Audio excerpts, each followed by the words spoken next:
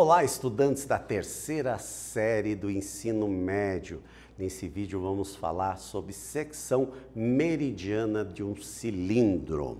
Então, dá uma olhada. Qual a diferença de secção transversal para a secção meridiana, gente? Qual a diferença de mediana dela? É exatamente a forma do corte, né? Quando a gente fala de secção transversal, nós vamos falar como se eu cortasse aqui, tá? Agora, quando a gente fala da meridiana, ela vai ser cortada passando pelo diâmetro dela, né, e centro, ela vai ser cortada nesse sentido, transversalmente, tá bom? Agora, vamos lá. Lembrando, o cilindro reto é exatamente quando o eixo forma 90 graus. O cilindro oblíquo, quando o eixo forma um outro ângulo que não 90 graus com a base. Tranquilo? Diferenciação. Normalmente a gente está muito mais acostumado, na maioria das coisas, nos formatos cilíndricos que a gente tem de embalagem em casa, vão aparecer normalmente o cilindro reto.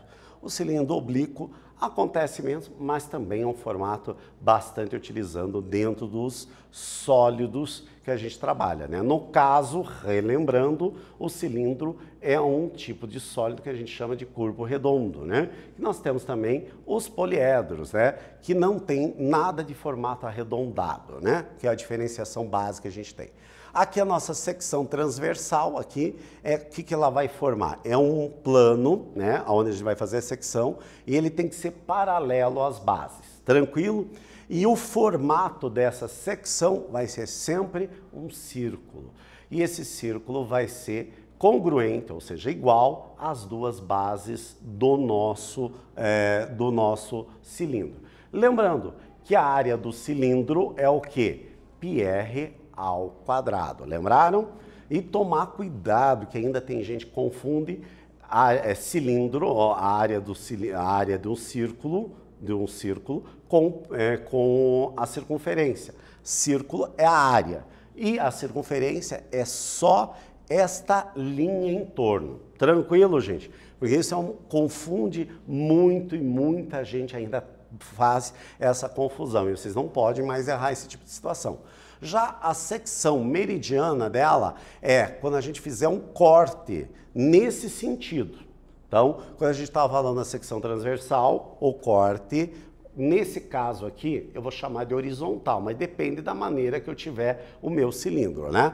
Então, ele vai ser paralelo. Nesse caso da meridiana, ela está sendo aqui vertical esse corte. Não necessariamente que tem que ser vertical, vai depender de como esse cilindro tiver. Ele pode estar de pé ou ele pode estar deitado, depende. Por isso que eu não gosto muito de usar o termo horizontal ou vertical, vai depender de como o sólido tiver. Então, a secção aqui, quando eu faço essa secção, que formato que vai formar aqui?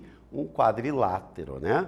Nesse caso aqui, no caso do nosso cilindro reto, está formando um retângulo. Então, quer dizer assim, mas e se ele for equilátero? Se ele for equilátero, esse lado é igual a esse, que é um caso especial do retângulo, né? Lembram que é um quadrado? Lembre que um quadrado é um retângulo. Só que é um retângulo especial exatamente quando todos os lados são iguais. Lembraram disso? É uma coisa que muita gente também confunde, né? Que acha que um quadrado não é um retângulo e ele é um retângulo também. Agora, num cilindro oblíquo, a secção meridiana, ela não vai ser, ela continua sendo um quadrilátero, mas não vai ser um retângulo. Porém, para a gente poder calcular a área dele, imagine a seguinte situação, como se eu tirasse esse pedacinho para cá e trouxesse ele para cá. Ele ficaria também um retângulo, não ficaria? Como é que a gente calcula a área de um retângulo? Base vezes altura. Então, aqui eu também aplicaria base vezes altura. Só tomar cuidado que a altura é daqui até aqui, a distância entre duas bases, esta base e essa base. Tranquilo?